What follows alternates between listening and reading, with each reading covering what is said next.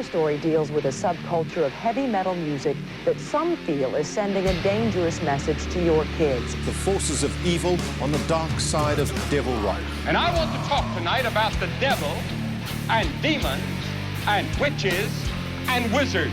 And we just mix it up with hardcore and aggression and come out with something we think's an original sound. Loud, fast, heavy, you know. Well, what do you got? What do you got?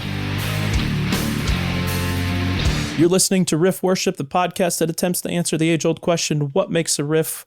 Why do we care about riffs? Talking about some of our favorite albums containing riffs, talking to people who make really great riffs. I'm one of your hosts, Austin Paulson. With me, as always, is the great bald hope, the great baldini, Dylan Adams. How are you doing, buddy? Good, bud. After getting up at, crack of dawn to go to work and slave a little way, I got some excitement in my day. Yeah, we have a very special guest with us today. You and I are both big fans. He is a multi-instrumentalist, vocalist, lyricist, composer, producer, audio engineer. He is the founder and operator of Witch Ape Studios.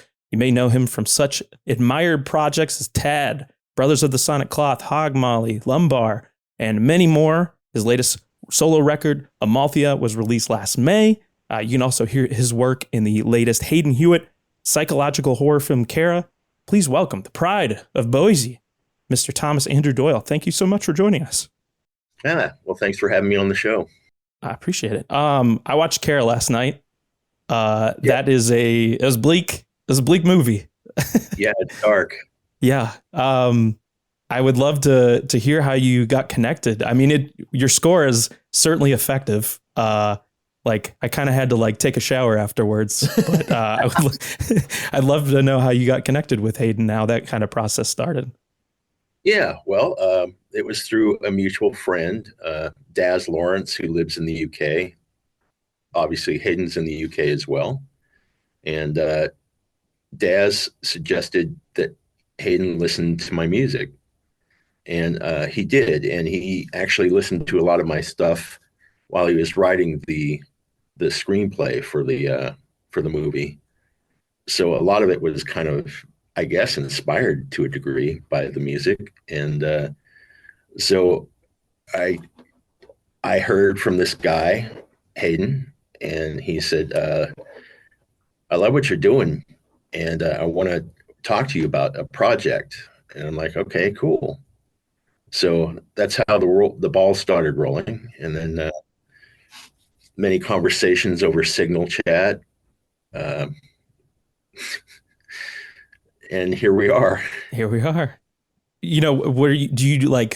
I'm not too well versed in maybe how one kind of composes an entire film score, but I'd imagine you're kind of sitting with the footage, what he has compiled so far, and you're kind of interpreting it yourself in real time. How do you construct something like that? Yeah, that's essentially it. So what he sends is a time-coded moving picture of the movie. And then I watch it. And then if I'm really inspired right at the moment, I'll just start diving in wherever I'm at.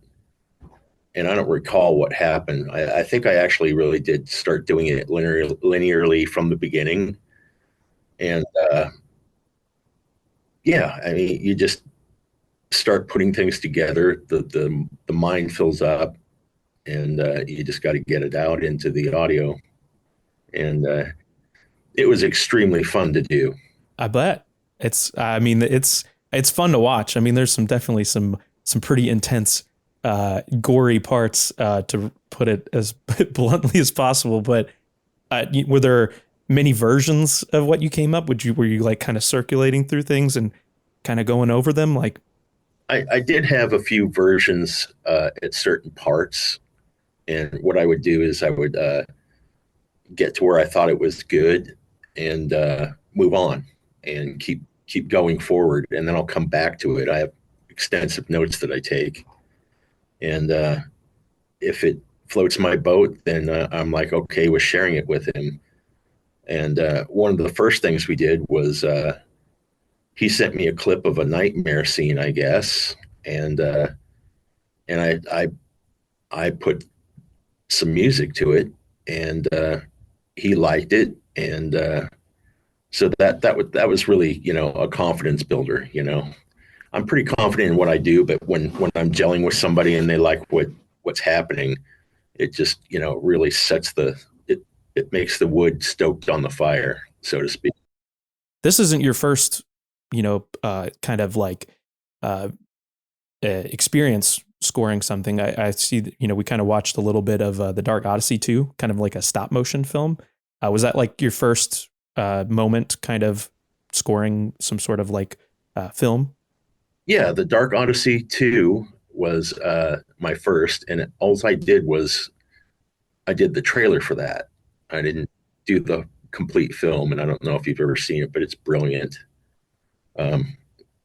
Michael's an amazing director and photographer. I mean, he's one of the rock photographers that captured the whole grunge thing, So, yeah, and many more, of course. But yeah, I had a lot of fun with that, and he already had a guy that did a version for him, and I think he liked it, but he wanted to spend more time with conveying to me what he was really after. So we did that, and I shot him off some examples, and we just went back and forth. He'd say, well, I really like this. I like this. I'm not so sprung on this. Let's try to do this more, and that's how it worked out. And since then, I've scored a second film for him now. It's called The Wanderer, Wander, Wanderer, ER. Okay. And that's fun. That's going to be coming out fairly soon. It's a short film. Is it stop motion as well? No, it's completely different. It's kind of a gothic noir type of film, all shot in black and white. And he has a fairly famous actress in it that's, just very pleasing to look at, because she's really good at what she does, aside from being a very attractive young woman. But yeah, I mean, it's I love to do this stuff, so I'm hoping there's going to be more work for that, and I'm open to it. So if there's anybody out there making films, no matter what you think I will or will not do, talk to me, and we may be able to work something out. I see. Maybe just correct me if I'm wrong. I kind of scoured through your IMDb. Are you also did you also compose for a short called The Boardwalk with Preston Hazard? No. Oh, no? yes. Oh, okay. Yeah. Preston Hazard. Yes, absolutely. Okay. And he had a Camp Dingledork thing that he was doing, What is that? I have to know. I don't know if you're familiar with his stuff, but he had a show on Amazon for a while, and it was an animated film. And I have no idea what he's doing now. I mean, he was going to film school, and he sent me something. He says, "Can you help me out in a pinch? I need a score now." Yeah. No pressure. Yeah, I worked up one real quick for him, and it worked out. And yeah, so yeah, Preston Hazard. Yeah, definitely. It took me by surprise, that name. I don't think I've ever heard that one before. The board. Oh, The Boardwalk. Okay, so you untitled project maybe when you were working on it. Okay, I gotcha. Right. Do you have any favorite composers, or do you draw influence from anyone in particular? Like, I feel like I hear it not only obviously like with some of this stuff, but I feel like some of the influences came up in some of your solo work as well. Do you highlight or reference anybody or when you're working on these sorts of projects? Well, yeah, I have so many. I'll just name a few. Jerry Goldberg, the Planet of the Apes original soundtrack, and that was led to me by a French composer who I can't think of his name right now. Oddly enough, I'll think of it before the end of the interview. And many others.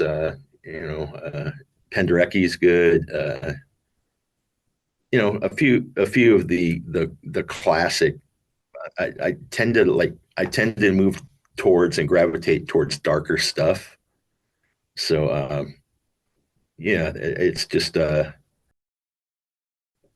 these, within the last 2 years, I haven't spent much time listening to music. I'm always creating it. So I'm obviously just listening to what I'm doing and refining it. And that's it. On the topic of Amalthea as well, I mean, Dylan and I both listened to that. I remember listening to it on my commute home, and like, I think I would have gotten home before it ended, but I was just like so zoned out. It was like raining. It's just like the perfect thing. And I'm just like, I'm just going to like keep driving. Do you, you just kind of like lock yourself up and just kind of like, play with some of the, I see some of the toys you have behind you here in the recording studio. How did Amalthea come together? Well, yeah, that's pretty much what I do is like, I'm lucky that I live in the place where I work. So I just comes downstairs, have a cup of coffee, come into the, this creative area and just have fun. A lot of the stuff that I started doing after Brothers and Hog Molly, it was fun as shit. And I found myself laughing out loud by myself doing it and having fun. And so I just kept doing it. Amalthea was, as were the last three of my releases where it was a complete one piece thing. So, trying to find a way to, chop it up and make it, so it can be digested in smaller portions was, something that Bandcamp likes people to do.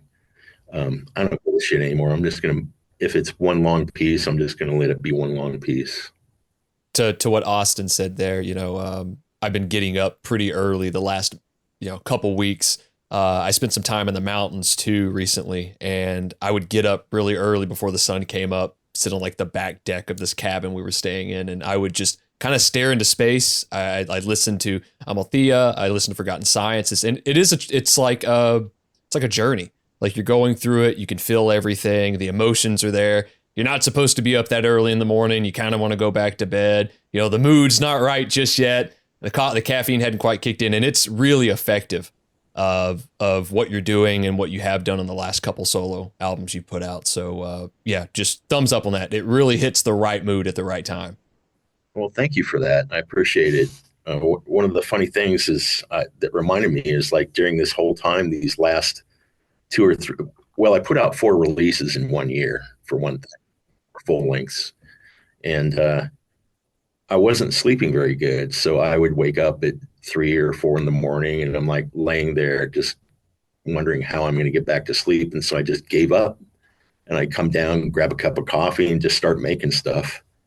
And I think I was tapping into something that was unusual for me, at least, by coming down here and working in the dark. It was really fun. I mean, I consider myself a person who I'd love to be outside when I was late at night and when it's completely dark. And so it was, I think it just comes down to less distractions and more atmosphere. And it just, my mind expands by doing this type of thing.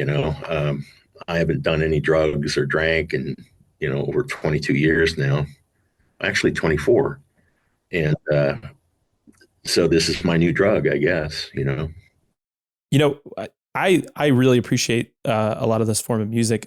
Maybe I don't necessarily have I don't know how to tackle something like that. I always I'll be on my phone and I'll see some of similar artists who have all of this gear, and there are so many different opportunities and ways to make these sounds. There's just so much out there. It's almost daunting. Where did you find your love for more ambient electronic music, and how did you kind of navigate your way through finding stuff that works for you? Good question. So in 1978, yes, I'm that old. I bought a synthesizer. It's a Korg Trident Mark II. It's over here. I don't know if you see it. Yeah. Oh yeah. That was one of the first polyphonic synthesizers, and it has a brass section and a string section and an excellent synth section. And I bought that, and my dad had to co-sign a loan for me.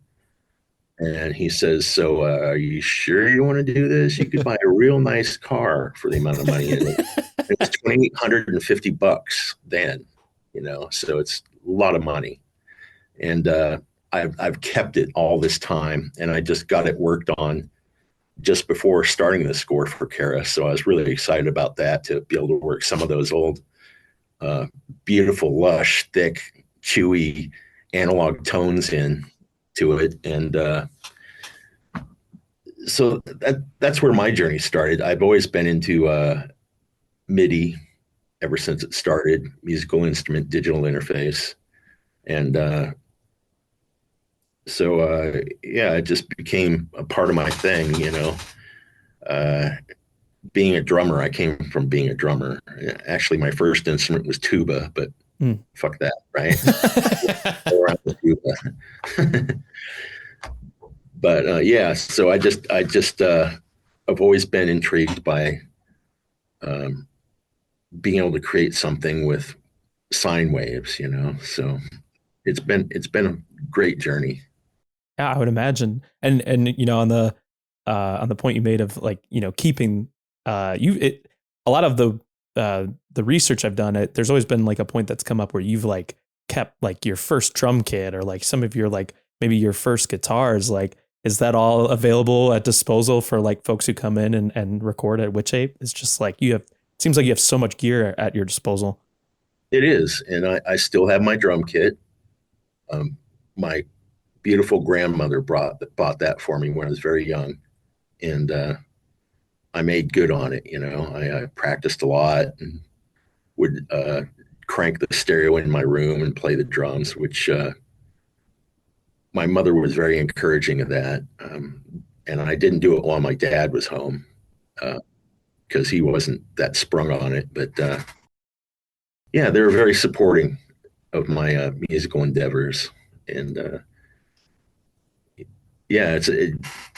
I've had many people through the studio, and I don't let people use my guitars, but any of the other gear, they're welcome to. Guitar is a special thing. You touch it, you have a connection with it, and I guess other people have that with their instrument as well. So I don't know. It's just something that you keep to yourself. It is really inexplainable when it comes to that. Different instruments yield different influences, right? We've all heard the phrase, certain guitars have certain songs in them, right? Or this one's got this type of music, or this one's got this thing. I've got a similar story with the keyboard. I graduated high school, and my dad was like, well, I can get you a car, or I can get you this bass. And it's like, all right, I can get a car at any time. Let's get this bass, which I still have. It's right here to the left of me. I've had it since then. I'm in my late 30s now, and I've had it since I was 17, 18 years old. And it's beat up, worn out, plays fine, but there's so much in that instrument. And that kind of brings me to this. I had this realization that when it comes to stringed instruments or drums, they're typical kind of rock and roll instrumentation. There's a very guttural kind of primal feel to it, right? You pick it up, certain things come out of it. But when it comes to electronic music or orchestrated music, it almost seems like there's more of an emotional or thought-provoking kind of connection to it. And I have that type of feeling anytime I listen to scores or soundtracks or anything that's electronic in vein. It seems more heady and more kind of rooted to your soul in a weird way. Right. No, I get it. I feel the same way. It's a spiritual connection for me too. I'm not a religious person by any means, and my beliefs or disbeliefs are none of anybody's business. But music is something that's it's always been special to me for as long as I could remember. I've always had music in my head, and I guess that's what's always been. I feel like music has came easy to me because I have had that, and I see a lot of people have to work way harder on it than I do, and I feel for them, but they're soldiers, they're showing up, they're getting it done. Well, it's cool that, you have this kind of outlet, or maybe even like helping people achieve, what they envision their sound to be. I listened to that So Pitted record that you put out, or that you helped create, the Seattle-based band, correct? Yes. It was fun. It's a weird record. It's like, it's noisy, it's sludgy, it's pretty experimental, and it apparently took like maybe 5 years for it to kind of see the light of day. I don't know what happened with that, but all of a sudden I noticed that they sent me a copy of it, and I'm like, oh, it's out. And hell yeah, and they're very creative and smart people. It was really a pleasure to work with them. And they had clear-cut ideas of what they wanted to do and what they've done. And I went back through what they've recorded and listened to that, of course, so I could cop a feel. And it was a real fun time to work with those people. Sounds like it. Yeah, it's a fun record. Do you have any maybe tips for people? Do you see like things that people? I'm sure you get people in the studio. There's things that you were like, thank you for doing this, or maybe some mistakes that people make that you would rather they avoid, I guess, when they come into your studio or a studio in general. Sure. Yeah, most people, I always say, be prepared. And that means I want to hear demos of the stuff that they want to record before they even come here to record. A lot of times, I don't really necessarily need to hear the demos. It's more for them, so they're clear on what they're doing, and they'll hear something that you don't necessarily hear while you're playing or creating, So it's a good exercise, and I used to send out a one-page sheet of, what they can expect from me and what I can expect from them. And a lot of it was just like, fresh strings, good working cables, fresh drum heads, and sticks and picks, and, just all the small stuff, and minimizing outside distractions. Take your phone, put it down somewhere that you're not going to hear it or look at it, and just be in the zone, and it makes a big difference. All those small little things together really help out. I definitely want to touch on some more of this, but I also, we have you here today. We felt like this would be a really good opportunity to ask you directly. A lot of times on the show, we kind of compile a list of albums that we kind of nerd out about or like do deep dives on. And, we can only interpret the information that's out there, in the way we can. But now that we have you here, it would be, this great opportunity to kind of touch base on Inhaler, which is a record that we're like both very big fans of. And I feel like in order to talk about that record, we may have to kind of like set the scene a little bit here. Maybe coming out of 8-Way Santa.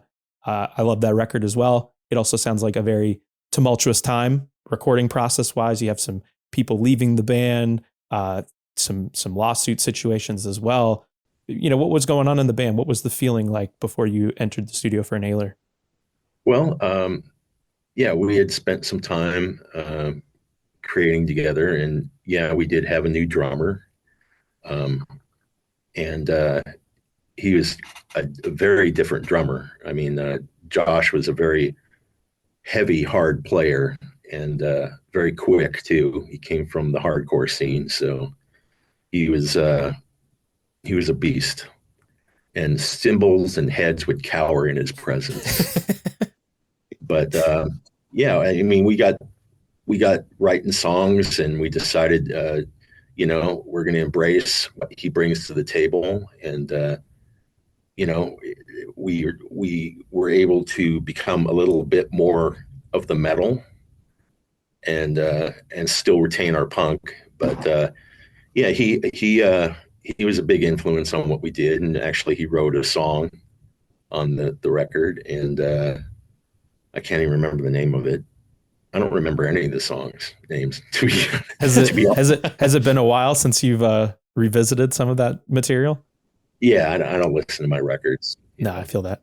He does like bring such a unique flavor to it where, I mean, I feel like when I listen to it and he like, you know, he'll hold the foundation on like Just Bought the Farm or, you know, songs like Rotor, but then like some of his like double bass like flutters or like, I mean, some of the fills he's doing on the record. I mean, and like you mentioned, like the punk, the hardcore background that he had, you know, it's all over this record. He came from the Accüsed, or he had already left the Accüsed by the time you got connected with him? Yes. Okay. Correct. And was it Jack and Dino that had connected you two as well? I feel like I remember there being some sort of like maybe demo of his playing that you would have seen before he had joined the band. Yeah, we got one of his demos, and I think he did record it with Jack. I'm not completely sure, but I think we were tipped off by Josh by Susan Silver, who was managing Soundgarden at the time. Okay. Who we were trying to get her to manage us as well. Which never happened, but we liked what he was doing, and we actually had another guy that we're playing with in the interim, which was Reynolds Washam, who was in the amazing Scratch Acid, you know. So that was a different thing, and he's a completely different drummer than Steve was too. I mean, all these guys are. I mean, we've been blessed with just amazing drummers the whole time, and I think, you know, not coming from a place of ego, but I'm a drummer too, so they've got to at least be able to smoke me or, you know, be on that level. So I think that's part of it too.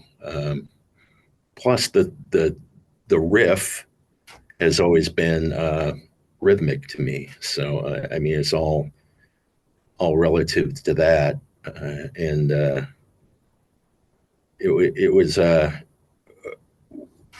We had originally set out to record. We did demos of Inhaler, and we set out to record over in Tacoma, Washington, in the Narrows area.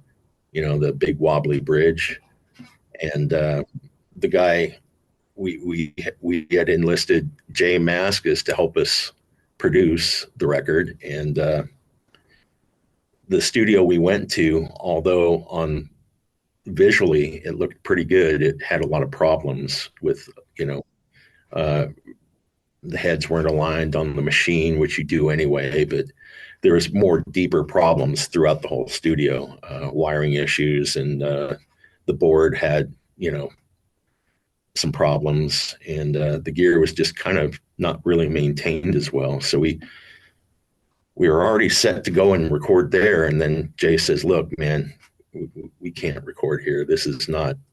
And part of that was the recording engineer. He came to Jay and said, "Look, we need to get somewhere else." And so we went out to book time at Studio D in Sausalito, California, where a lot of bands have recorded.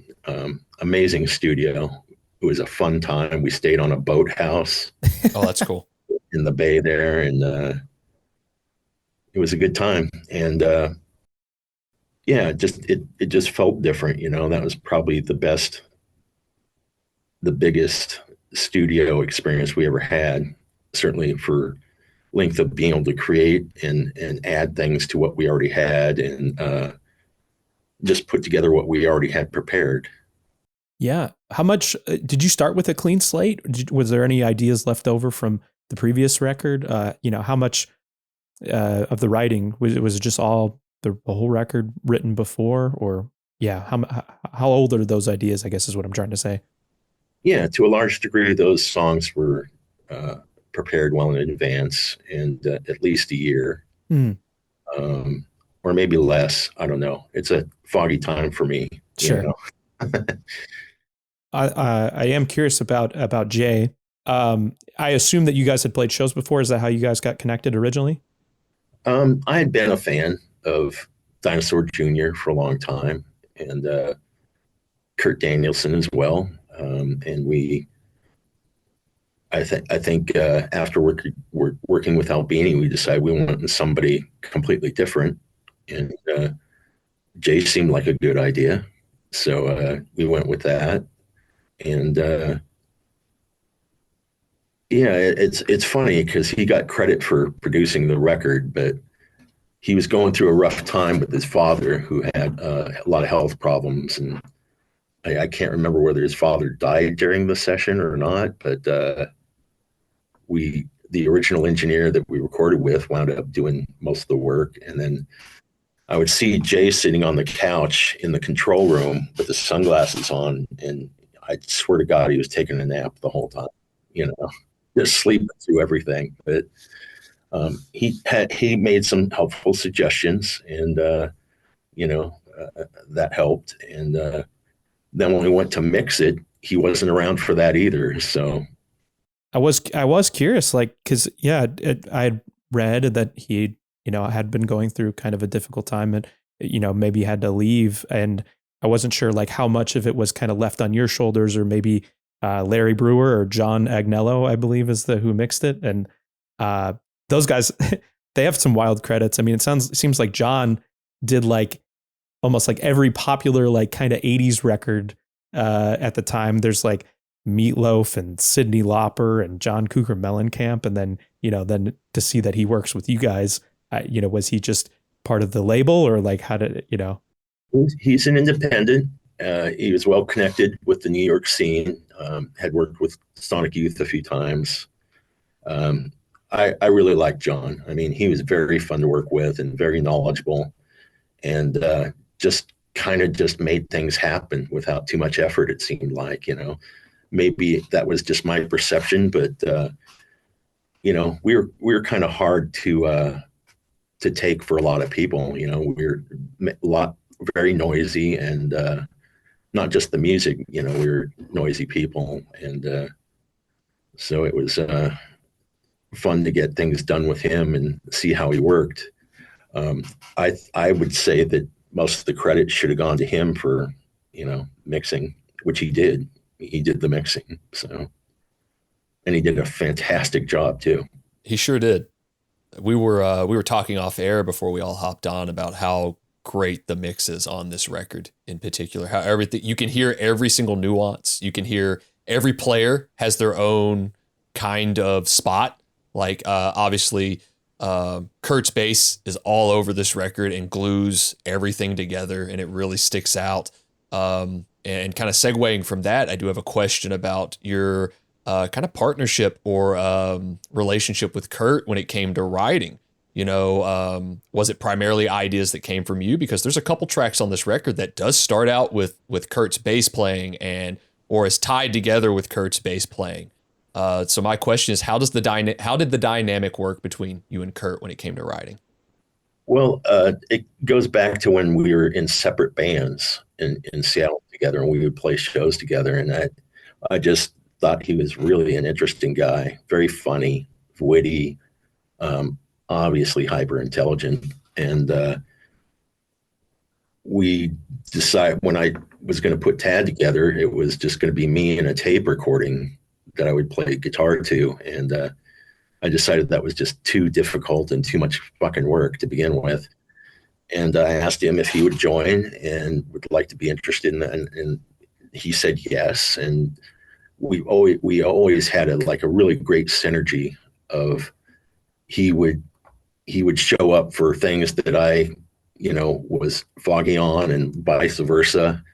And he's a very good lyric writer. A lot of the early stuff was songs and names that he came up with, and we would combine the lyrics, and we'd work together on that.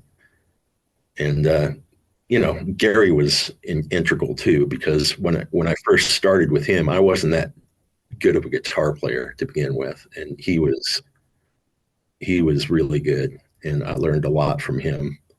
And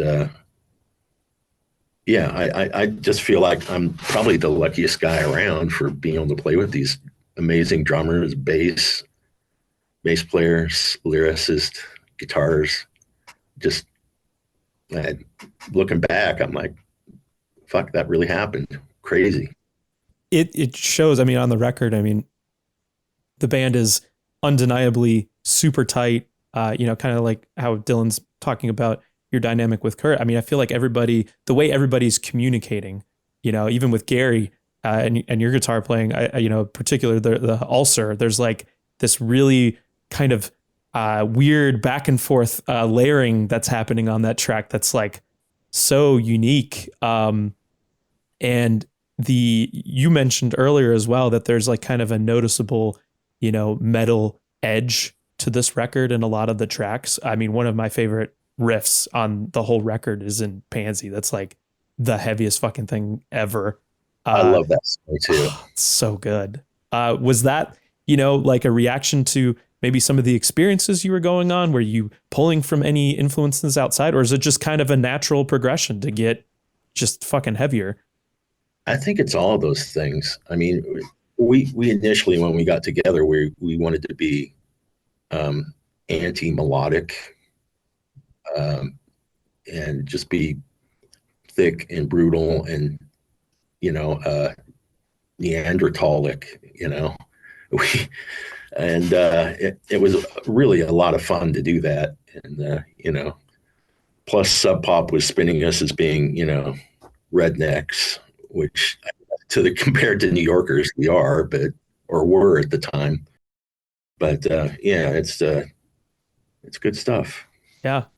And even with the idea of being like anti-melodic, this is like perhaps some of like your most melodic material on here too. Like, I mean, some of the stuff on like Leafy, Incline and Gouge as well. I mean, it adds a really nice touch. There's this kind of like nice contrast between really like filthy ugly and like some of this more like uplifting just type of arrangements on here with some of the acoustic even your vocals, like noticeably, like I would say there was a huge progression from the previous record, and the way your performances on this record I really, really love. I remember reading an interview that you did with like someone in particular where you mentioned like Steve was like, you're not a vocalist, don't even like concern yourself with that. But maybe Butch was like, no, like he kind of maybe helped develop what would ultimately end up on this record. Am I kind of interpreting that correctly? Absolutely. Yeah. Steve is like, don't fuck around. Don't waste time. Do what you do what you can do that you are good at.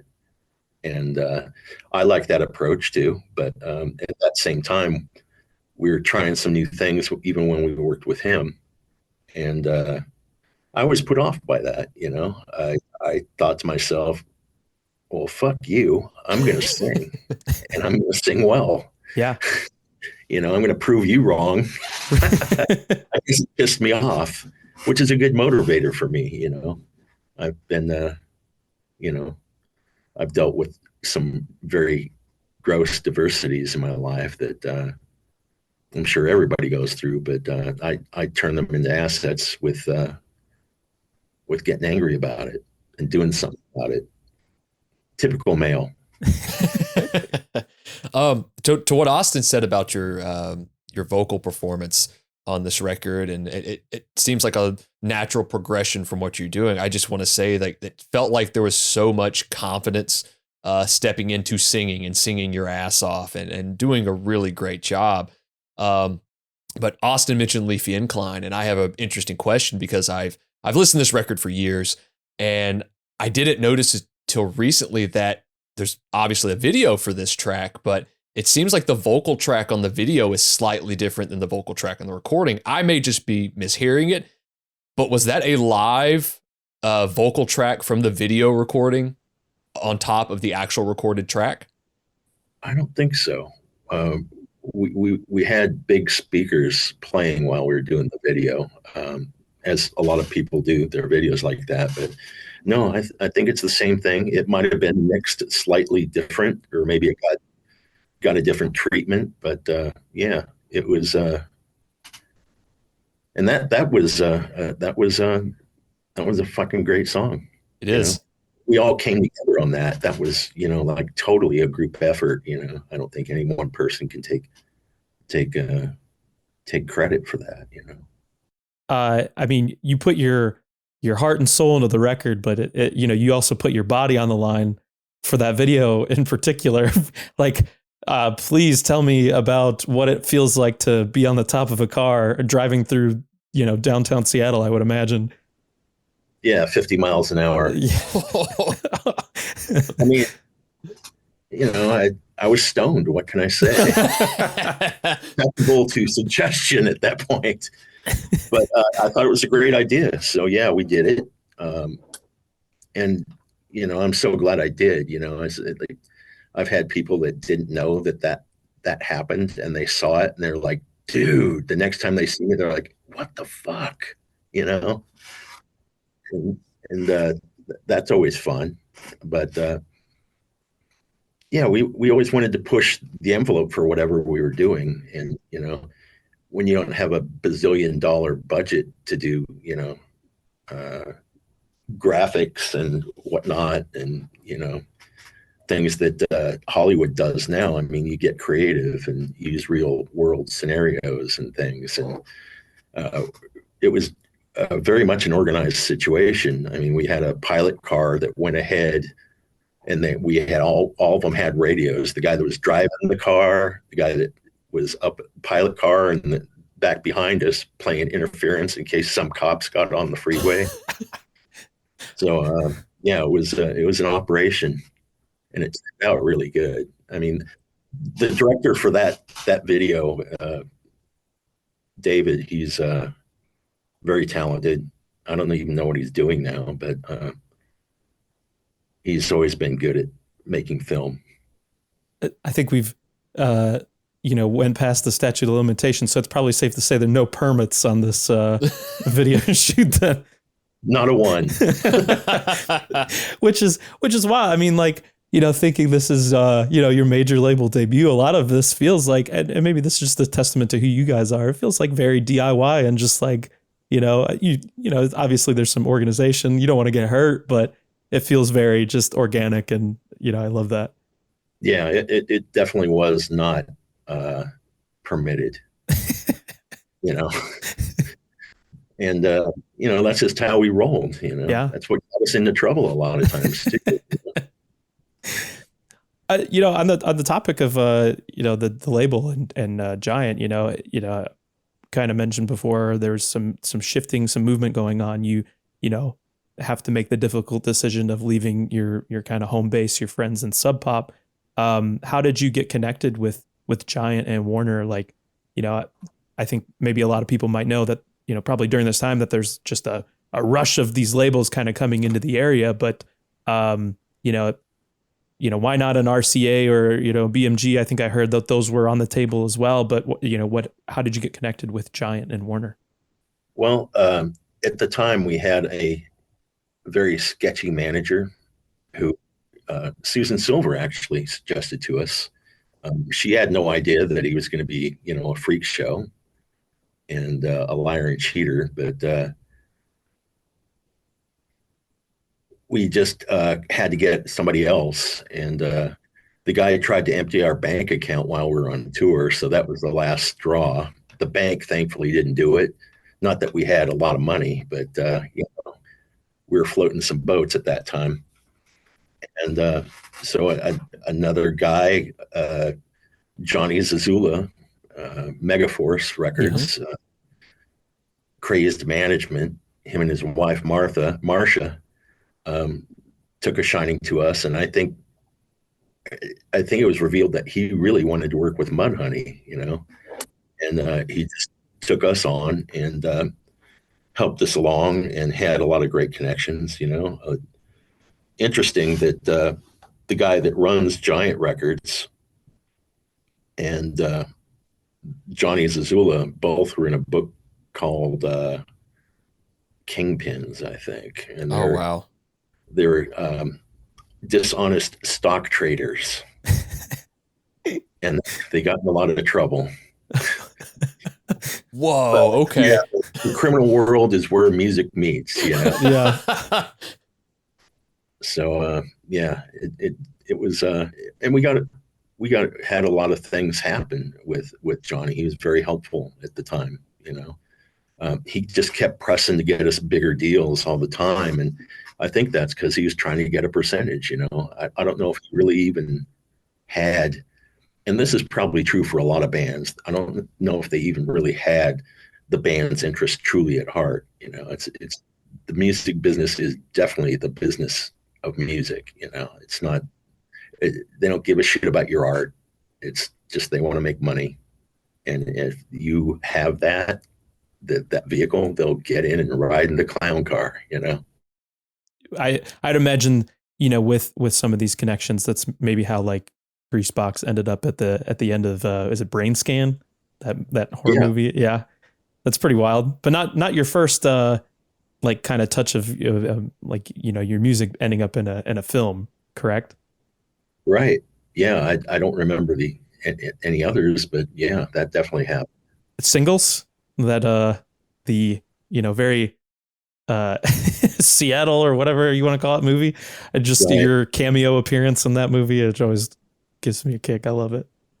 Yeah, interesting fact. The part where Chris Cornell is showing his new stereo, that was Tad Man too. Yep. Yeah, Jinx. I still don't know why we weren't on the soundtrack, you know? Jesus. That would have made the difference for a lot of, you know, a lot of run. But, you know, things fall the way they do. I mean, Jinx, I love the riff in that. And speaking, you know, obviously we're a riff worship podcast. This record, you know, starts with signature riffs. You know, you got Greasebox, you got Throat Locust. And I feel like when you listen to this record, it feels like a lot of the songs, they have like maybe like the one big riff and it kind of builds from there. You know, what goes into a riff like you hear in Throat Locust or Greasebox? Like, you know, what makes a good riff to you? What does it need? What do you look for? Well, to me, a good riff is something that it's something that's rhythmic. You know, I think, you know, I'm probably stating the obvious that I think the best riffs are very much rhythmic involved and not so tonal. And the holes, there's got to be holes too. You can't just fill up the whole damn thing, you know, with a bunch of fuzz and you know.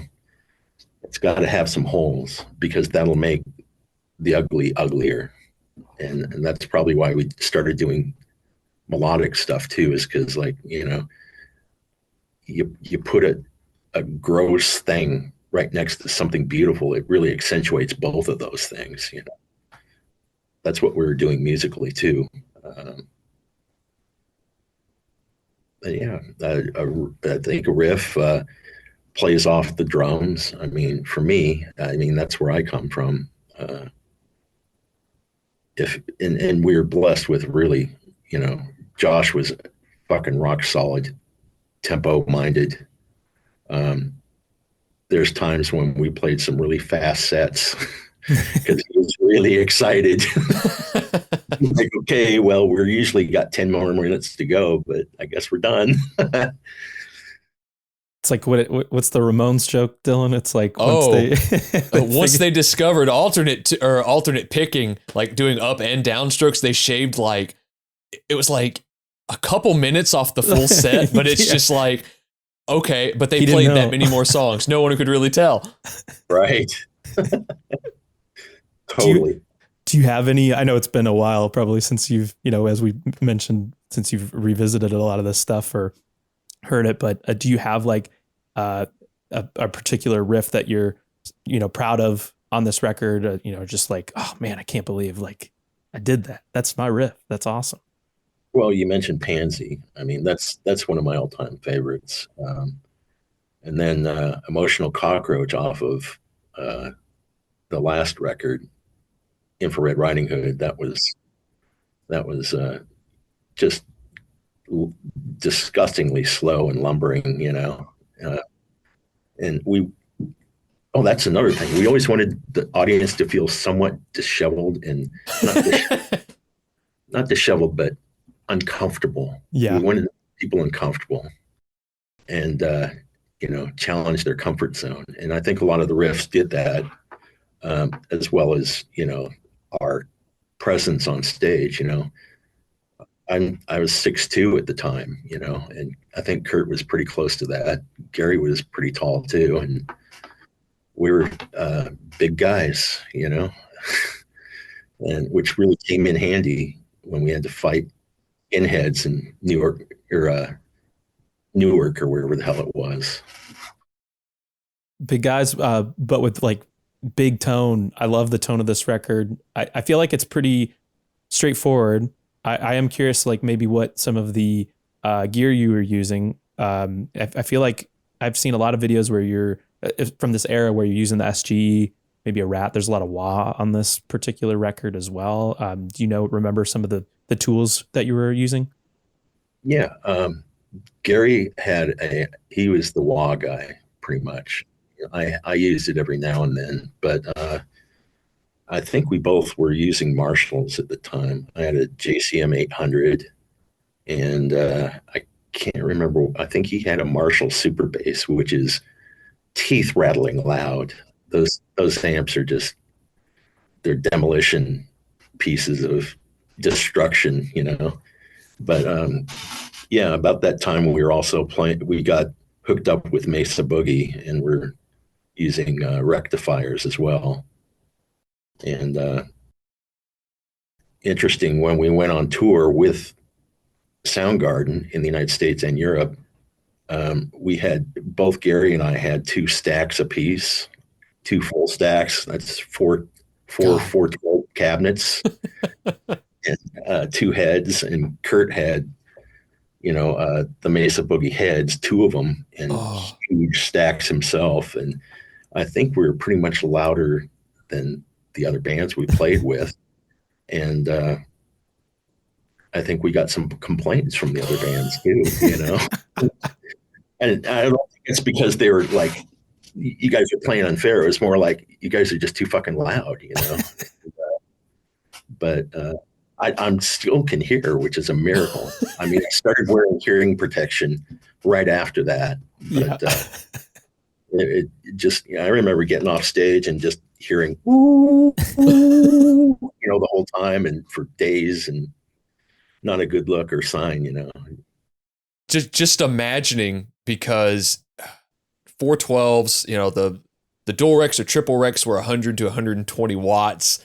And if Kurt was using the Boogie amps at the time, that was like the 400 or 400 plus, like massive amps, like 465 watt powerhouses. Like, you guys are pushing so much air out of there. And then like Josh is obviously hitting extremely hard to compete with. I mean, yeah, you're up on stage, you're mic'd, you're PA'd and everything, but you're still pushing so much energy. There's Austin's going to get this, but there's, I think it's in Beavis and Butthead, the movie, where they're standing and that thing goes off and all the hair blows back. Oh, yeah. It's like, it's purely that, like the entire time. Just wigs are getting split. Yep. Yeah. I think we had a friend of ours that called us wig splitter at one time too. Hell yeah. Perfect. Amazing. When, there's a few things I'm definitely curious about as well. There's some guest appearances on this record. I know. Oh, yeah. Jay plays some piano on the album as well. Was that pretty spontaneous in the studio while he was, around? I think he just wanted to have a little touch of something in there. Yeah. And it was spontaneous. I mean, he fiddled around and worked on it a little bit with, when we had some downtime, he would go in there and padiddle around on the piano. And so, yeah, that definitely happened. That was Jay. There's some gang vocals on Perigord as well. Can you tell me anything about Dapper Dave? Yeah, he was kind of our Southern California good buddy, and go to bat for us for anything. Dapper Dave was a cool dude, and he wound up doing some backing vocals, and the whole band did, and we did group vocals, and I believe one of the Deal sisters came and did some backing vocals too. Oh wow, that's awesome. How about Mr. fellow Boise native, Brian Schroeder, Mr. Pushead.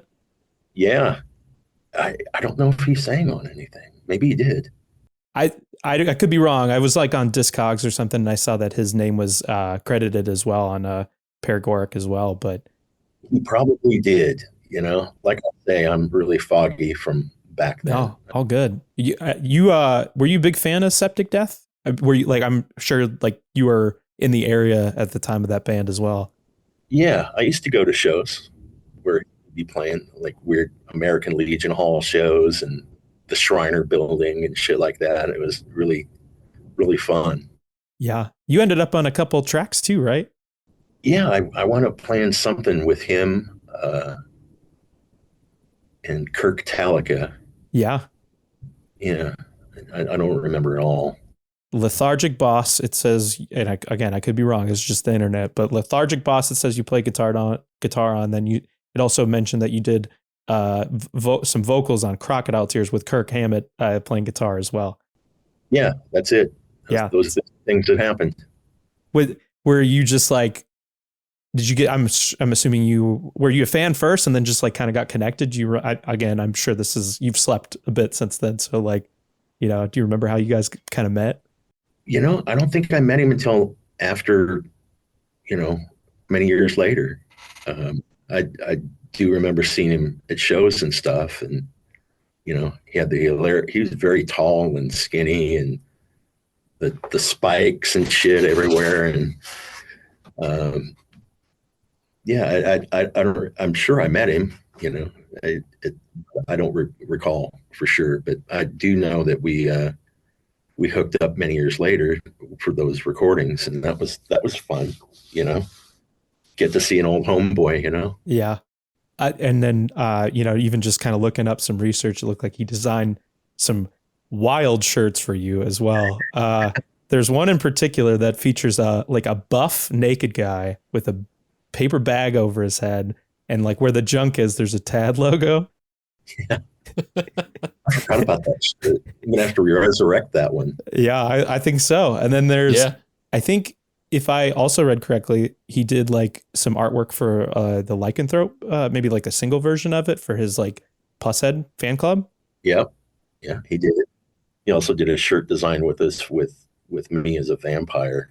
Yeah, it says like Jesus with a lobotomy on the back, maybe. Yeah. He's incredible. So it was like really, I didn't know you guys were both from the same area, and then the fact that you're able to like kind of reconnect on each other's music really is really something. Yeah, it's fun. Nothing but good things to say about Brian. We're talking about artwork for t-shirts and all sorts of stuff. Let's kind of talk about the album artwork for a minute with the two dogs going at it after an RC car. It looks like it's credited to the Merrill family. Yeah, that's true. That was also something that Josh had brought in with him. It was, I think it was his dogs, and somebody from the Merrill family actually took the photo. But we saw that photo and it's like, oh yeah, this is it. I mean, funny thing about that record too is I can't remember which song it was, but we were going to make a video of nothing but kids barfing and dogs running up immediately and eating it. Yes. And of course the label did not like that idea. During that, we had another video idea. It's like, it was very dark, and a little girl would be on a swing set in a public park, and it was very malevolent feeling, and ex-murderer walking around and offering candy to kids to get in the van, and the label didn't like that either. Can't figure out why. It's funny that you mentioned that, because the same year the Korn album comes out, like the debut Korn album, and the cover is literally a child on a swing with like a shadow of a person or a figure in the background. It's like, all right. Yeah. Like, malfeasance is afoot. Yeah. My favorite part is it's like the insert, and there's like the thank list, and there's just like a back shot of like some dog's balls. Like we're like, hey, thanks to everybody who helped us out. Like, bam.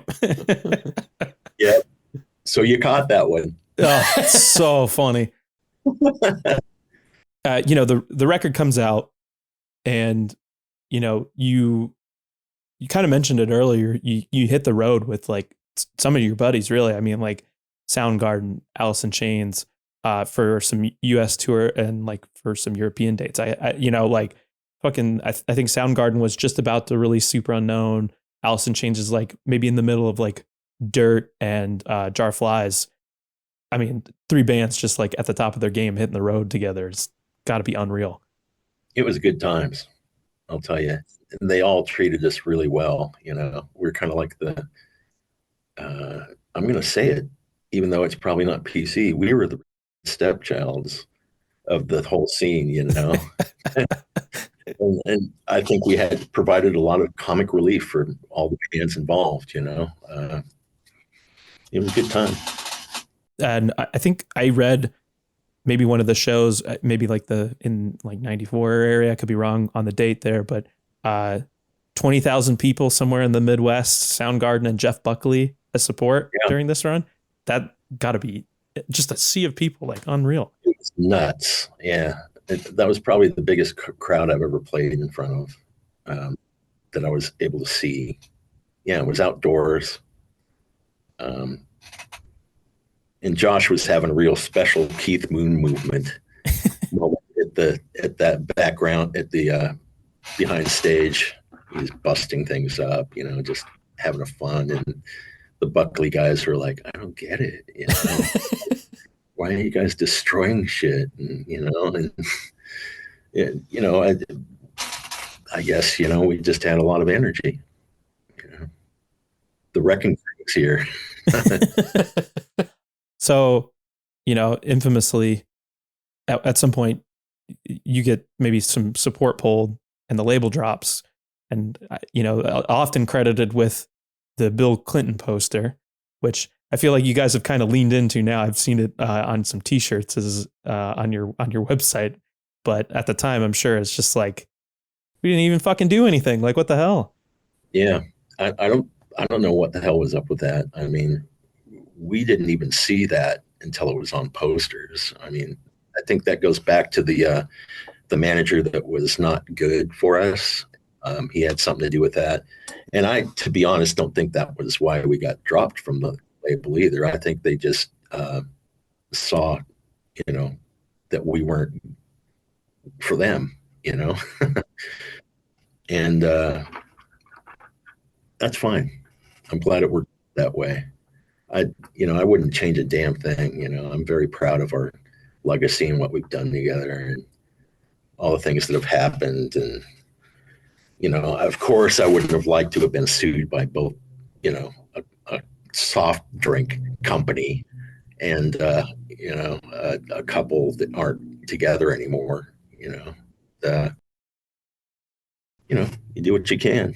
Right. And, you were able to put out material after this, and, you've had continue to have like this incredible career and very prolific. And, I really appreciate you being able to come on and talk to us about it. I am, curious, and I'm sure this is like a loaded question, but, kind of talking about these songs and Inhaler, what do you hope people will get out of it? What do you hope people will connect with when they hear it? Do you think of anything in particular when you think about Inhaler? Well, I would just want them to gain energy and power, because it's really what's going on around the world right now is very gross and ugly. And I'm ashamed of what's happening here. And I hope that they just derive some power from it. It's I don't think it's revolutionary music, but it can help to spur energy to fight back. And, nothing would please me more than to have, somebody at a protest and, have one of our songs in their mind while they're there and, just doing what's right. I love that 100%. as we kind of close things down, we typically end with some recommendations of things we've been listening to. I know your ears are probably fatigued with all the things that you've got going on, but is there anything, it could be heavy, it could be non, that, you know, maybe you could recommend that people check out as of late? Well, the guy that played drums for Brothers, Dave French, he's in a band called Yob now. And I would highly suggest, if you haven't heard Yob, that you go and check them out. Any of the records are just amazing. I'm going to be working with Dave on his record. He's finishing it up and mixing it, and then I'm going to do the mastering with it for him. And it's you know, my wife has got her ear to the ground as far as new music, and she knows about all these bands that you know, I have to keep asking her, who's that, you know, and she's more than happy to oblige me. But you know, I don't think I've really